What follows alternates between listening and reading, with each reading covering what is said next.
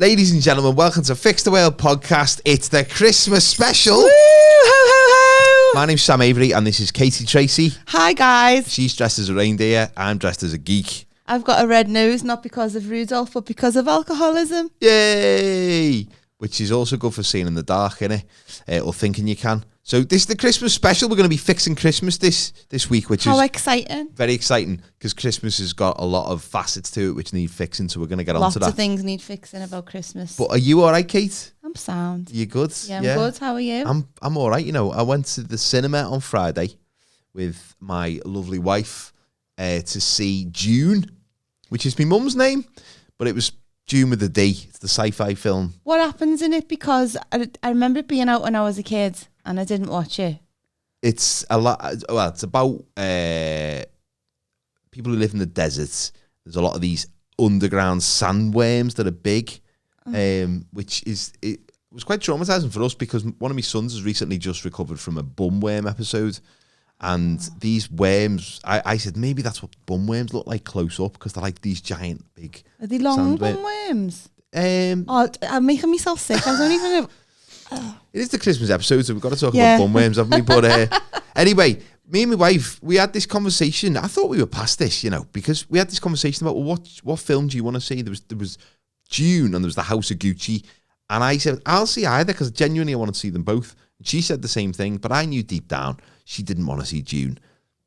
But we ended up going to see Dune. And halfway through, I just saw the way she was fidgeting, the way she was just like sighing. I was like, she's not enjoying this. And at the end, I said, what did you think? She went, I thought it was absolutely shit. Why are strange planets always so sandy? They always are. Well, I think Star Wars robbed a lot of stuff. Grass, I know. fields. Nice little bit of astroturf.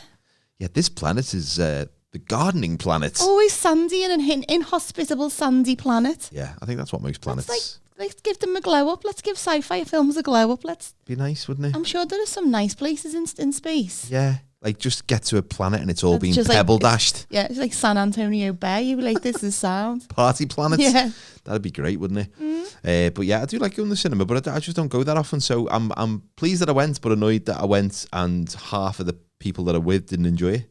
Yeah, well, I wouldn't have enjoyed that. But there you go. It's not for everyone. But I will see The House of Gucci at some point because it does Dying look good. to see that. Yeah. What's his name? Adam, who I like. Adam Driver. Oh, my God. Even in them mad 70s clothes, I just... Yeah. He's just the best thing to come out of the USA ever. And we're not all about hyperbole here, but that is true. That is fact. I'm sorry if anyone thinks I'm objectifying him, but I am. Even I would love to rub oil on his torso. Oh my God. Because he's just got one of them things and he's just, he looks all I firm. want for Christmas is that. I just want to hug Not off him. you rubbing oil on his torso, that's weird. That would be something that we could probably sell to people. My fella won't watch sci-fi because he said, I'm not watching it unless it could happen in real life. And I said, well, and then one time Planet of the Apes was on and he was watching it and I was like, I thought you didn't watch sci-fi. He went, this could happen in real life. I was like, actually it could. Probably is. We don't even know. It could be, yeah. Potentially. We could all be kind of under the rule of monkeys. Government's run by a load of gibbons. Gibbons. I love that word to you. Gibbon. Yeah. Yeah, that was the surname of one of my cousins, Gibbon. And Was it's it? just, Gibbon.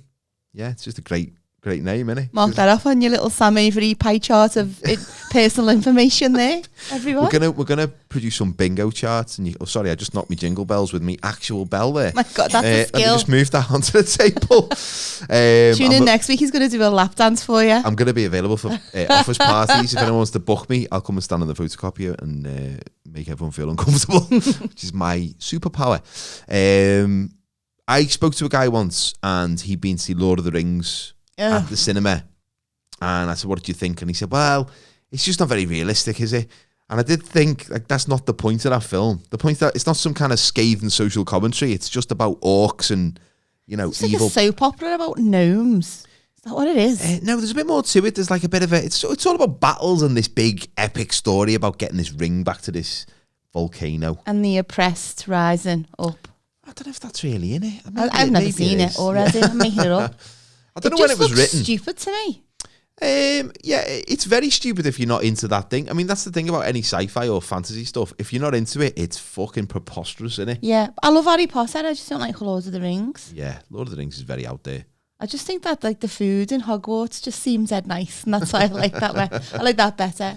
What do they eat in Lord of the Rings? I don't know. Each other, I think.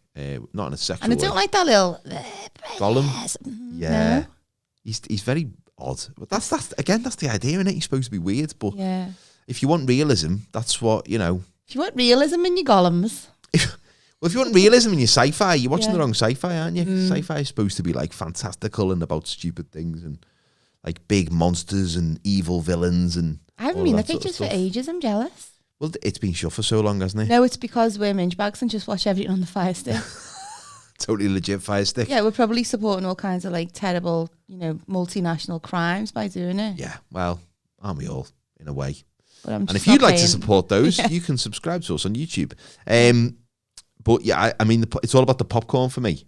The popcorn is the big part. I know we've done an episode on cinemas, but I got this big popcorn. Cineworld, their popcorn is top class. Stays warm, very sweet. The music on Dune is by Hans Zimmer? Is that his name? Hans Zimmer. So the synthesizer that lad. Oh man, every single. Well, it sounds like. And then it just cuts to silence. It sounds like he writes the songs by. He's got a film. He's got a deadline. He's working the night before. He's not written it yet. He falls asleep on the keyboard. It makes a funny sound. It wakes him up and he goes, "That's it." That's it. Because it's all these weird sounds. He's that kid who brought his Casio into school and bring your toys in there. Defo. Casio organ. It's, which sounds very, very crude and horrible. Put your organ away, please, Hans. We're trying to do maths here. But, because the music's so intense and then it cuts to silence. I got told off for eating me popcorn during, what's that film called? Dunkirk. When I was just crudely eating me popcorn while people were dying, and because it's based on real events, I was accused of being insensitive, which I thought was ludicrous because I paid £3.80 for that popcorn. Well, I mean, everyone calm down. It was my wife. It's a representation of what happened. Exactly, But I was like, she said, have some respect. I was like, well, I love popcorn and this is just a movie, but it is based on real events. But anyway, Dune's completely fictional. So I'm eating me popcorn, but the popcorn's lasting forever. So then I'm choosing me moments when to eat the popcorn, and I'm waiting for these big Hans Zimmer crescendos to kick in, and I'm like, but because his music keeps just cutting out, I ended up sucking the popcorn at that point, and it was just. But then I saw my wife had a bowl of cereal. I might as well. My wife kept looking at me when I was going. You know what else they've introduced in the pictures? What? Nachos. Oh yeah. Why? I know, they're very noisy. I know. But if you greedy like me, you finish them before the film starts. Yeah. Oh, I normally do that. I don't know how I didn't do that this time. I must be losing my edge. But you know that popcorn that you speak of so highly? Yeah. It gets delivered in big, massive bin bags. I'd love one of them bin bags. Already made, and they just keep it in a storeroom, and then they just heat it up under the bulb. Yeah. But it smells so nice. It smells fresh, even though it's not. And that's enough for me. If you can, make me believe something. It's the sci-fi of snacks, innit? It's not real. It's not. It's a fictional snack. I like the smell of hot dogs, me, when you walk in. I do. And they're made of the worst parts of an animal. If animal. And the most delicious. Oh yeah, love a bit of arsehole in bread. Put yellow mustard on an arsehole and I'm sound. To be honest. As long as it's not my arsehole, and as long as I'm not conscious while you're doing it. That would stink. That would really stink. But that's why it comes in those squeezy little.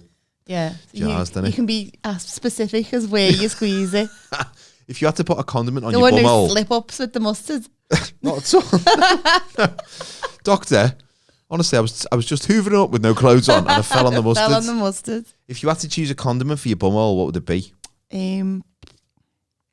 I'd go mayo. Yeah, something cool. It looks soothing. Something soothing. It looks like after sun. And it's colourless as well. Yeah. Anything like red or brown, it just looks like you got days to live. So, probably mayo.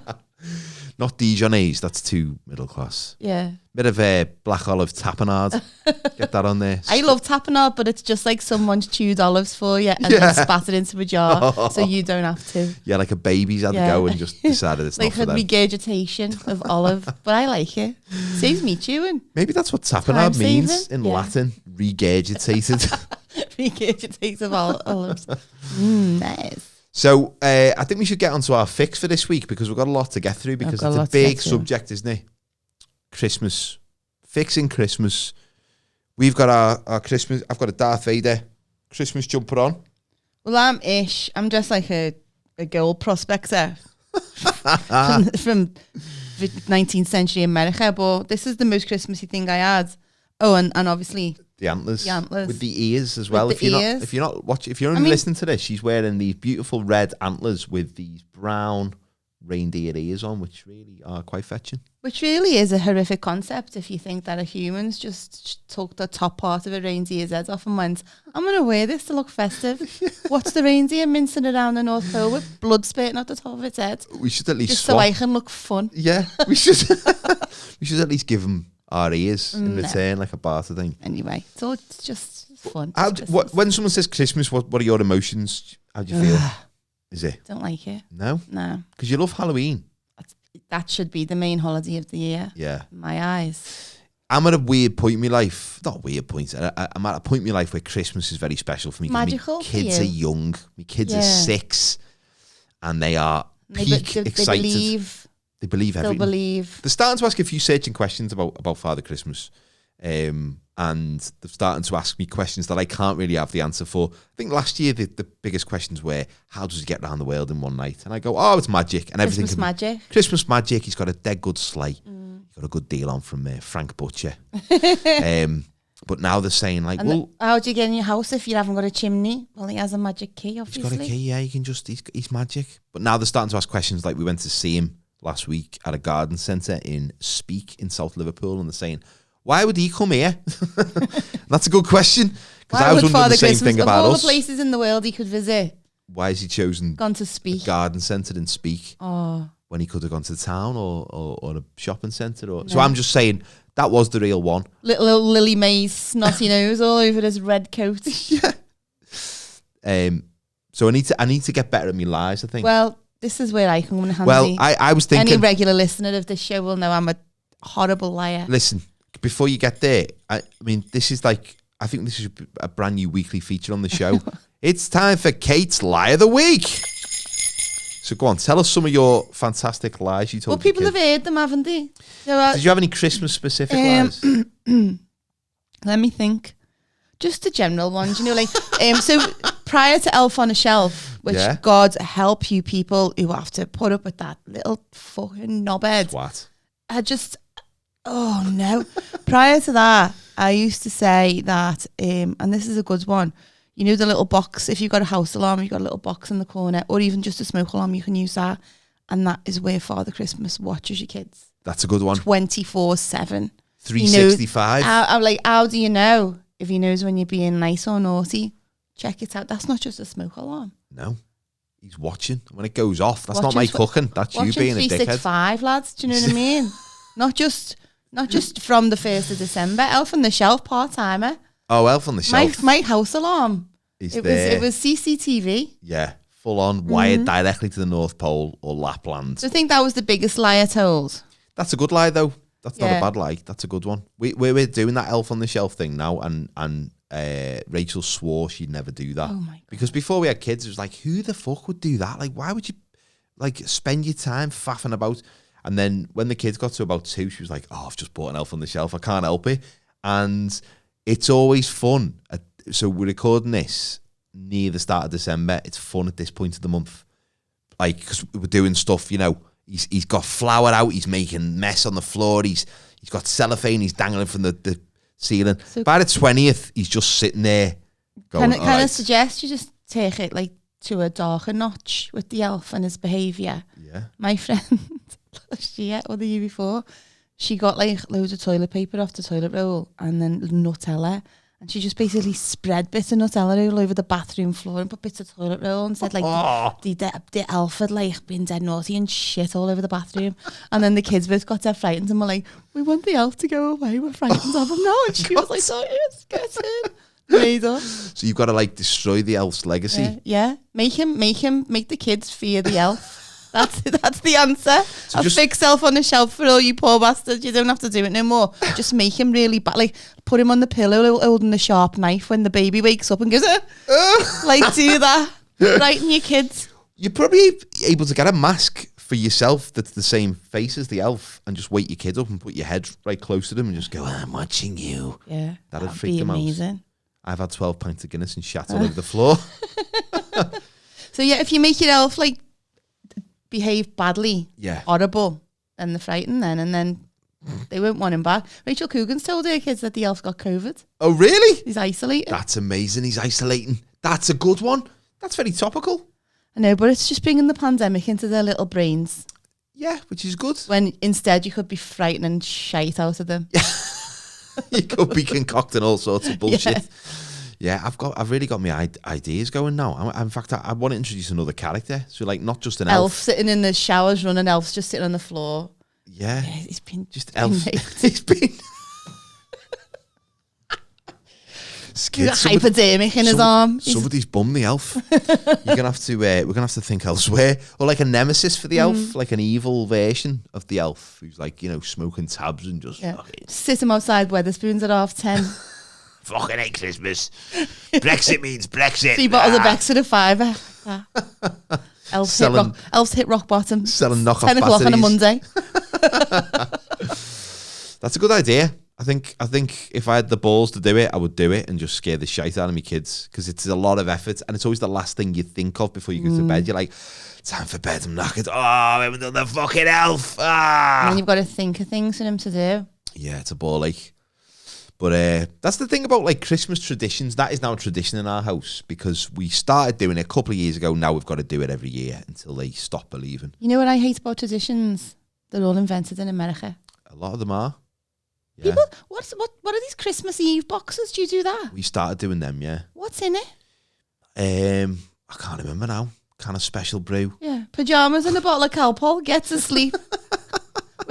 We need you to sleep through us putting mince pies and pretending to do Santa's footprints. Yeah, swearing at each other on the landing, which is what we're going to be doing loudly at about 11:30 tonight.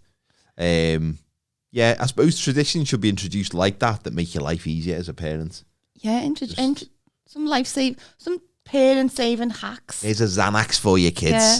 Pop that in your sweets. Yeah, just a little teaspoon of whiskey. Just a little bit. What Santa would have. That's what Santa wants you to have. Look, he's watching on the thing. Look. So, what did you like about Christmas when you was a kid?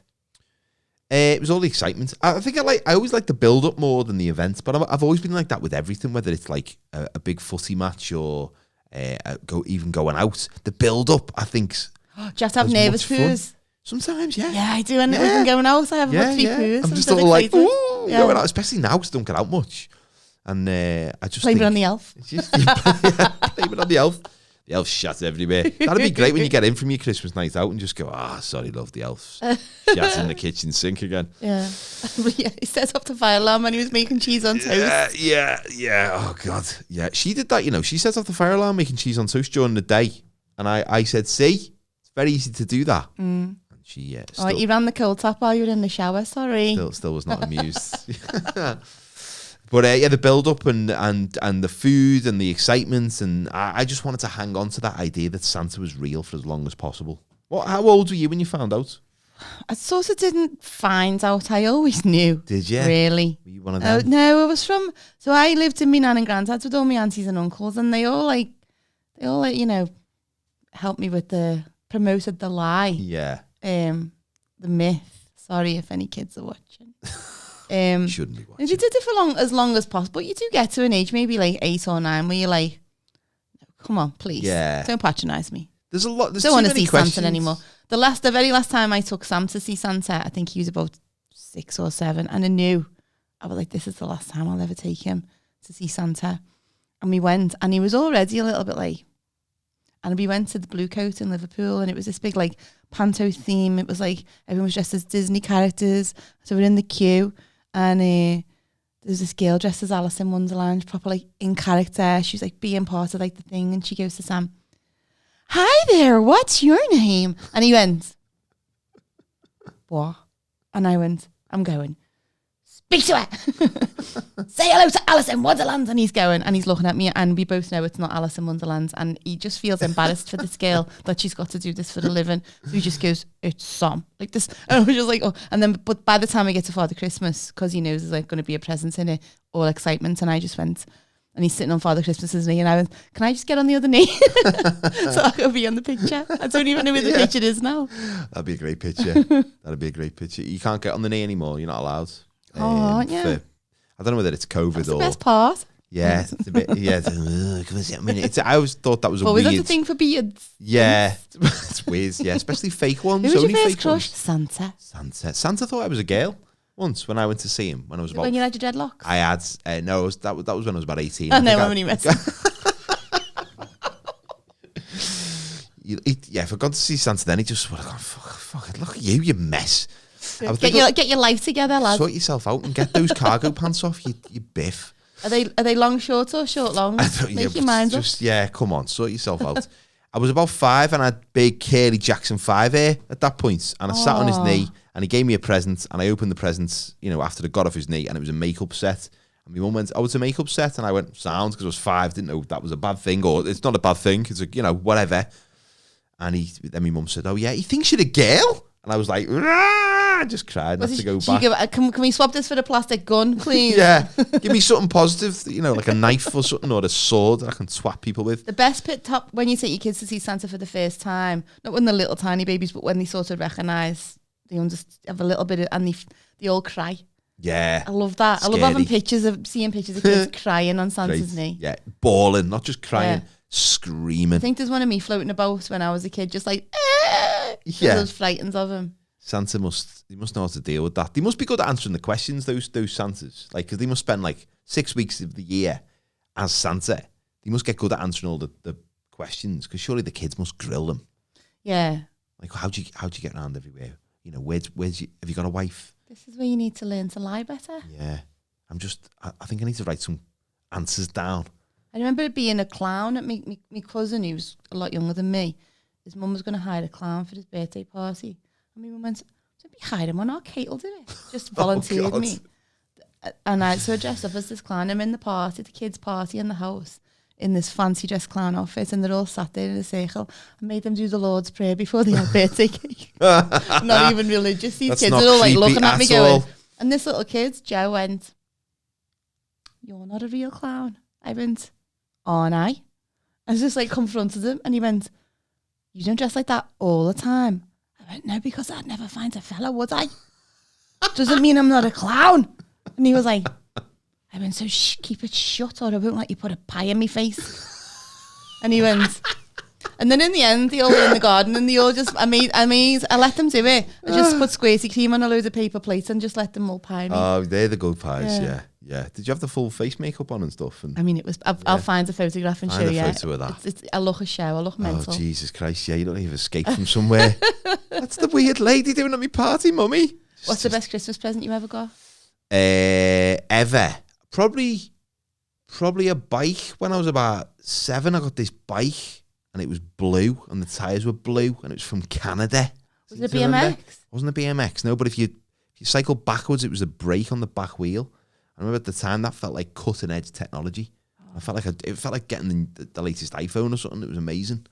But that was really good. But I got asked to be a bad Santa once. Like the film. Well, whatever you do in your personal life is your business. By Judy from number 42. And if you're listening, Judy, call me. I've been a naughty girl, Yeah, you've Santa. been a naughty girl. Say hello to Santa's sack. Oh, Jesus. No. Did you take your mustard? I took me mustard and me condiments. This lovely Christmas pickle that I got from an art fair. No, it was like a art market. These people who ran an art market in Liverpool. And they said, oh, Sam, you do comedy, don't you? I went, yeah, I do. And they went, would you consider dressing up as Bad Santa for our Christmas art market? I said, well, what does that entail? And they said, well, you just dress up as Father Christmas, but have a couple of drinks and just walk around giving everyone abuse. Walk around telling everyone to fuck off. Yeah. I said, I'm not really into that. They said, we'll pay you. I said, how much are you going to pay me then? And then they said, oh, we'll give you 50 quid. And I said, I'm not going to do 50 quid. I said, I'll do it for like 500 quid. Because to be honest, it's demeaning. This was only about 5 years ago. Yeah. And things were going all right, but I would do it, but the money would have to be more than 50 quid. I just don't know how you could sustain it. Telling people to fuck off at Christmas. Oh, 500 quid. I'd have to do it for a while. Be a piece of piss, wouldn't it? I didn't think the concept was very good because I didn't think it would work. I think being a bad Santa, if you had an act where you like bumble about or... If there's a gang of hipsters in an arts market, I'd just be going up behind people at the counter going, they're ripping you off there. That'd be good. They'd be paying £8 for chutney, you dickhead. That cheese isn't even homemade. I saw that in Sainsbury's. They'd be soon sorry they asked for a bad Santa. No bed. No, no one, not a single soul has bought fuck all from this site all day. Just keep walking. I wanted a BMX desperately. The ones that were like proper BMX bandits ones. So they had like the red frame, the red wheels, and the plastic spokes. It was yellow. They weren't like proper spokes, but it was like yellow, and they were amazing, proper stunt bikes. Yeah. And we used to go like all on the boat. We used to call it the hills. It was one slope in Kirby. We call it the hills. And we were like into BMX bandits and all that. And I was convinced this year I was going to get a BMX, and I was dead excited coming down the stairs, and it comes down. I was a grifter. Was that a shit version? And I could not hide my face. Because BMXs were dead lightweight and you could do loads of tricks on them. Yeah. But this grifter, it was like a fucking Sherman tank. It was dead heavy. But I was good. Yeah, it's. I think that's a skill you learn as you get older. You get better at to mask your disappointment. Yeah, because but then you get to a point where you just don't mask it anymore. You don't want to anymore. You're just like, no, I am disappointed, and I want you to know. You know, I don't like those slippers. I specifically said in Debenhams, they're shit slippers. Why have you bought me them? I sent you links to the one I want. Yeah, I think life just comes at you where you're disappointed on a daily basis, so you just get good at kind of rolling with it. But when you're a kid, I'm trying to teach our kids to like be a bit more fucking grateful for stuff, because they're only little, but often they say thanks, but sometimes they'll, oh, I didn't want that, I wanted something else. And so I just get dead sarcastic with them. Well, I'll just take it back to the shop then, shall I? See what you think then? And they're like, no. One Christmas, so it goes back to me lying to kids a little bit. So one Christmas, I just did stupid stuff, like I wrapped up an egg. Just a loser. A real egg? So I wrapped up an egg in some wrapping paper, and I got a load of bubble wrap, and I wrapped up the bubble wrap in wrapping paper. And I found this little, someone was into Batman, and I was in H&M, there's this little Batman dicky bow when nobody was wearing dicky bows, and he didn't even have a shirt to go with the dicky bow. I wrapped that up. And he wore the dicky bow all day. He was so proud in this dicky bow. And then he opened his egg and was like, oh, he's dead grateful. He's like, I'll have that for me breakfast tomorrow. Oh. And I was like, okay. And then he opened the bubble wrap and he was like, oh my God, bubble wrap. What kind of Victorian pauper have you raised? Well, because one time it was his birthday party. It was like one of them last minute birthday party, and the kids wanted to do pasta parcel. We didn't have nothing to put in pasta parcel. So I went in the freezer and I just wrapped some fish fingers up.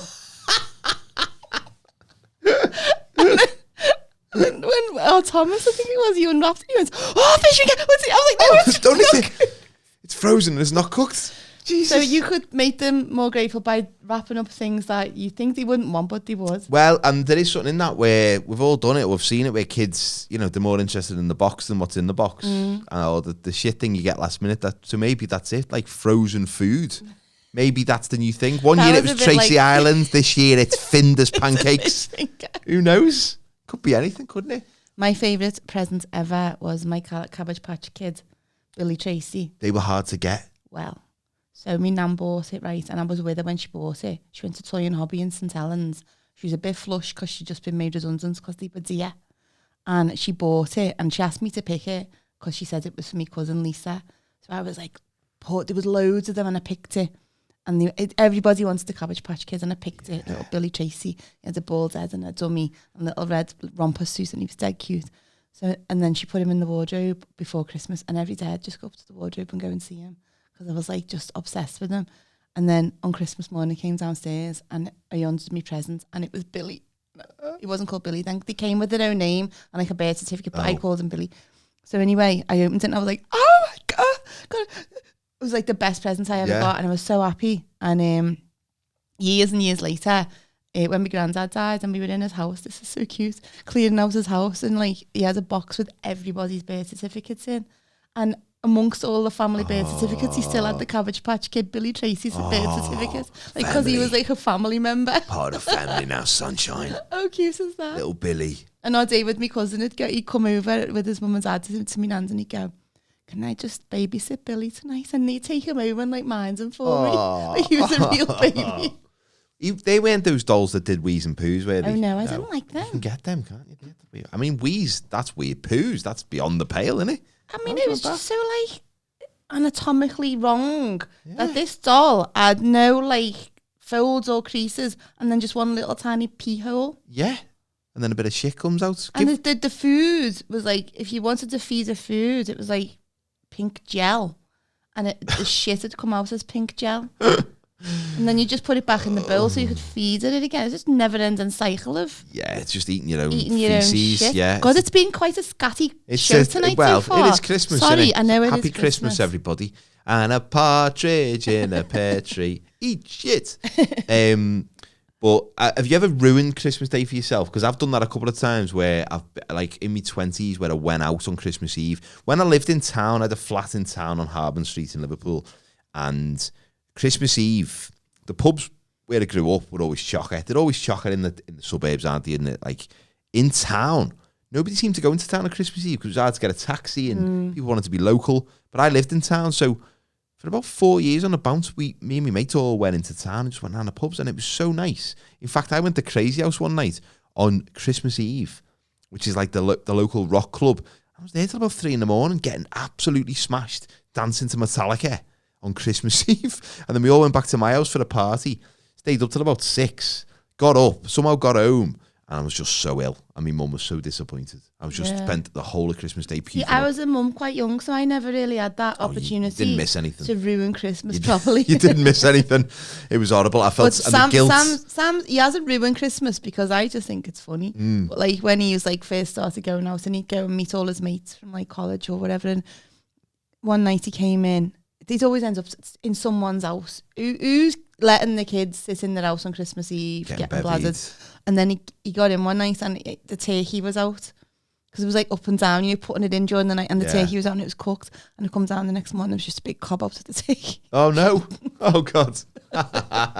And then he has his dinner, and he loves food, but he couldn't finish his dinner, so he knew he was hungover, and he was trying to act like he was all right. And then after dinner, we were just all sat round, and he just lied down on the floor and just went to sleep on the floor like a dog. But I wasn't annoyed because I was like, oh, I'd do that if I could. Oh, yeah. I just, Christmas Day. One time I split up with my boyfriend the week before Christmas. I could have waited till after Christmas, and we did live together, so that was a whole thing. Toe talks. Yeah. I split up with a girl just before Christmas, and he didn't buy her a present. No, she split up with me. So we had the place I was working at the time. I'd booked an extra place for her because she could bring partners. So it was too late to get it removed. So I just had 2 dinners that night. I had an empty seat next to me with an empty plate, and they kept bringing food in. So I had 2 dinners. Every cloud, really. Yeah. So I'd rather have 2 Christmas dinners than a partner. Oh yeah, easy. Sticky toffee pudding for dessert. I specifically remember that, and just tucking in, going, "She's fucking regretting this right now." Oh, there's coffees as well. She could have had a coffee, bitch. But I'm over it now, like obviously. But it was quite funny because everyone was going, "Oh, is someone meant to be sitting here?" And I'm like, "Yeah, my girlfriend. She split up with me, so I'm just here on my own." Oh, front it out, yeah. So, you've got to be real. Yeah, you just got to get on with that, haven't you?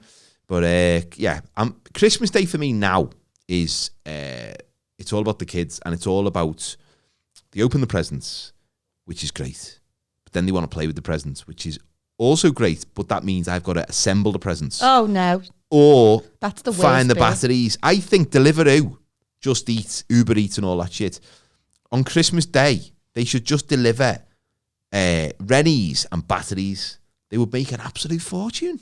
Or a fucking rocket scientist to turn up and put the Hot Wheels multi-story car park together. That would be good. Maybe like a handyman. Because you do need that kind of qualification to put that shit together. Yeah. Oh God, they're dead hard. And your kids are on you. There's a lot of pressure. You're tired. You're walking around with a bin bag constantly. Oh, there's shit everywhere. You're standing on Lego. Yeah. It's not the best, is it? Maybe a guy who you like the A-team, you phone him and he just comes down and fixes everything for you. Yeah. Like a sort Come and put Optimus Prime together, because I can't be arsed. I can't even open the box. I think I'm going to break it, because I've done that. I've broken toys on the day they're made. I've twisted something too far and gone, oh no, that wasn't meant to snap like that, was it? It's just like, how dangerous is this Barbie that they've got to secure it with the hardest cable ties known to man? It's a doll. She looks like a hostage. She just be placed in a box. She looks like she's been abducted, and just tied up and put in someone's boots. Tethered to a piece of cardboard. Why has she got rocks in a bag taped to her leg? Just so she sinks to the bottom. Oh. Very strange, very disturbing. Like Dexter's had a go on it. What's your favourite Christmas food? Leftovers. Generic leftovers. Fucking love them. You know what? I've just realised I need to start stockpiling pigs in blankets. Oh, yeah. I normally buy several thousand of them. Do you know how many pigs had to die for these blankets? You know how many I eat whilst I'm cooking the dinner? How many? I'd probably eat a whole tray one time because I can't resist them. They are just delicious, aren't they? My favourite bit of Christmas is not even Christmas Day. It's that period between Christmas Day and New Year. But I don't even mean when you see family. I mean when all that's been done, which I love. But the bit when you go, that's done, we can all just stay in our pajamas for a couple of days now. We can eat all the leftovers. We can watch shite on telly. That is for me. That's the night. I love Christmas night. Oh, that's nice. I've cooked all the dinner. Everything's been put away. And then I just go glug, glug, glug, glug, glug of wine and just a big cup of cheese. That's good, yeah. And it's guilt-free, innit? There's none of this. Last year, it was good. Me Sam was in it away. It was last year he'd gone. He went to Dubai in the break. I think. Or was the year before? Or he was in it. No, he wasn't at home anyway. It must have been his dad. So there was me in the night time. It was just me, Mick, and my brother Harry. And so we just got blasted and started watched a load of Top of the Pops 2s on the iPlayer. Love that Stayed show. up till about 3 o'clock in the morning just dancing to 80s music. Love that show. Yeah, it's great, isn't it? Oh, the Christmas special from 1984 was on Friday night. Oh, with and Band-Aid? it was the best one. Oh, yeah. It was the best Christmas Top of the Pops I've ever seen. Frankie Goes to Hollywood was on it twice. Wham! Wasn't that the same year as well? Good year, good vintage for Christmas songs. Because Christmas songs now are, a bit shit. Unless, of course, you're going to buy the Have a Word Christmas special. Laura's Gone. Laura's Gone. Because that's where we are. We're in the Have a Word studios. Yeah, shout out to Have a Word Studios who house us. I think the other week they were joint third favourites to be Christmas number 1 alongside Adele, which and is we frankly know them. ridiculous. So by proxy we know Adele. But there's not, exactly, very well. She's 6 degrees of separation. Exactly, yeah. I'll probably go to Elton John's next wedding now because of this. I'm going to go to his next hair transplant and see if I can get some of the offcuts of his current one. That'd be great, wouldn't it, if you get second-hand hair transplants? That's what I want for Christmas. A bouffant. So, but yeah, how would you fix Christmas? I would ban Christmas songs from being on the radio until just the week before. Up until then, it's not necessary. See, we've had them on since mid-November. I turned my radio off in December in my car. My old boss, right, he really, really hated Christmas. And I had left my job and went to work somewhere else. And the following Christmas, I was in the car and his worst song was Driving Home for Christmas. And I hadn't spoken to him since I left the job. And I come on in a text and I was like, oh my God.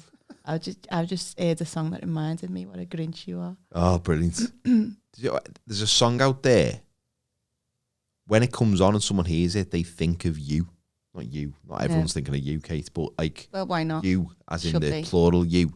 Because there's songs that remind me of people that I don't see and don't think about ever. And then the song comes on and I go, that reminds me of such and such, that time we did that. And they've probably forgotten about that occasion. And, that reminds me of that girl who left me with 2 Christmas dinners that year. That song. What song reminds you of that? Okay, I don't know. Last Christmas. Yeah.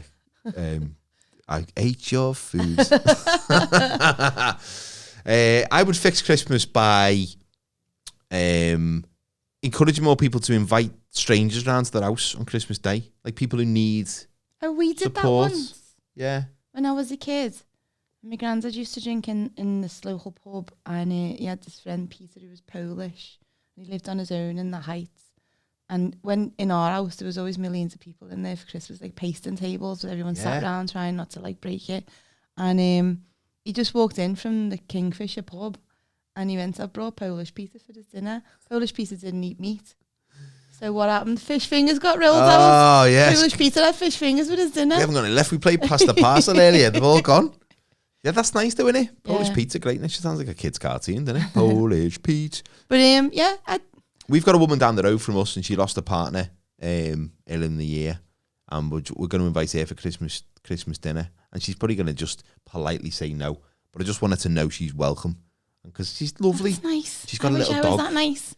I'd do that, but secretly be going, oh, I hope she says no. Do you know what, though? I'm saying that because she's a lovely woman. She looks very clean. She's got a lovely dog. She looks very clean. If she was like some scruffy Fucking you know, she's drinking Stella and the bin men are coming. Yeah. Like, I probably wouldn't be in. With a couch on her front garden. Yeah, a couple of fridges, like where a car should be. I wouldn't really be as charitable. I just think I'm all about like, oh yeah, I want to do something nice like that. And then when push comes to shove, it gets then I'm like, can't be arsed. No, the theory's always easier than the reality in it. So, yeah. I think Christmas Top of the Pops should be better like it used to be. Oh, yeah, it was a highlight, wasn't it? Christmas telly's gone to shit.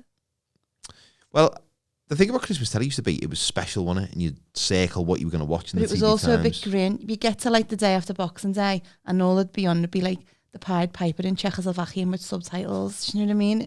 Like really shit. Is World's Strongest Man on yet? No, you got to wait for New Year's Day for that. Oh, yeah. Digby, the biggest dog in the world. That was always on. That's coming out again, isn't it? A remake. No. Is it Digby? Will they not just think of an original idea between them? They're all done. People? They're all done. What's your favourite Christmas song? It's either Fairy Tale in New York or Last Christmas. Love it. Last Christmas. Really? Love it. Just love it. I just Reminds love me of being Slade. 6. Slade's great as well. That opening line, it's just like he's at a party. He's going and he's for it. on it. Yeah. Like you just like, yeah, come on. He's not faking that. He's living that song, isn't he? And you know what? I used to really, really love that one by the Waitresses. Yeah, that Merry was... Christmas, Merry Christmas. La, la, la. I don't even know the words. But now it started to irritate me. Yeah, I think songs are like people. You can have too much of them, can't you? It's just too much of a good thing. You're like, come on. I like one I can sing along to. The B-side. Yeah. Christmas karaoke is good, isn't it? You know, getting out there and just giving it the bifters. What would be your Christmas karaoke song? I think it would be Have Yourself a Merry Christmas, because I could fucking ruin that song so well. Because you've got to be able to sing to do that, and I can't sing. So I just... Mine would probably be the soundtrack from The Snowman. Or an instrumental song that I could just go... And I'd wear these pyjamas and pretend to fly. Hang on, The that's the wrong Snowman's song. pretty sad, isn't it? That is Miserable. sad, yeah. The Snowman and the Snow Dog's a bit more happy at the end because he gets a dog out of it. I know, but like, the old melt. Oh, I know. Well, everyone lets you down ultimately, And don't then they? Jim That's grows up the to be a message. bank manager. Just, you could tell. He was destined for like just a really square life. Yeah. He's not, well, after having that weird episode in his life, he's probably done with excitement, After his mum and dad give him LSD on Christmas Eve so he'd go to sleep. Didn't even snow last night, mate. You're off your head. We need to phone, You need the to psychotherapist lay again. off the spice, Jim. No more spice before bed. Yeah, that No, wasn't there's such stuff thing when as you were eating, you know. Talking snowman, you That was dickhead. the fucking prime quality hybrid ganja from Pete from number 62. Lay off it. So you'd fix Christmas by how? More charitable deeds. I'm saying that in theory. It's easy to say that on a podcast. Makes you sound good. I'm virtue signaling right now. I'm not going to do any of this. Yeah, I'd fix Christmas just by... I'd go abroad and not do it. That'd be nice as well, wouldn't it? Just not do it. Bit Just of not sun. observe it. Bit of sun would be good. It's only nice when you've got little kids in the house. Yeah. Other than that, it's just peel and veg. Happy Peel and Veg Day. Last year. The year before last, me and Mick had an argument on Christmas Eve, and I threw the potato peeler at him, and we broke the potato peeler, and then we had to peel the rest of the veg with just a sharp knife, which was horrendous. Oh, like in prison? Yeah. And then the year after that, he went, I'll help, and I went, okay, do the sprouts. So he's cutting the bits off the sprout, and he'd like take one leaf off and then put the sprout in the pan, and he'd done about 25 before I noticed, and I was like, what are you... sprouts still like I've got like the ground on them. Yeah. Like, what's going on? You are allowed to peel. He went, my nerves are gone here. I don't know how. My nerves are gone. I don't know how many leaves to peel off the plant. You do it. I'll be. I was like, okay. Imagine him trying to dispose of a bomb. Like, cut the red leaves, Mick. He's like, There's just so much weight. My nerves are gone. I feel like you're watching me like a hawk. And I was like, we'll just swap. Well, I am, because you're doing it wrong. So, well, if you've got any fixes for Christmas, please get in touch with us on the usual numbers, email address, fixtheworld999@gmail.com.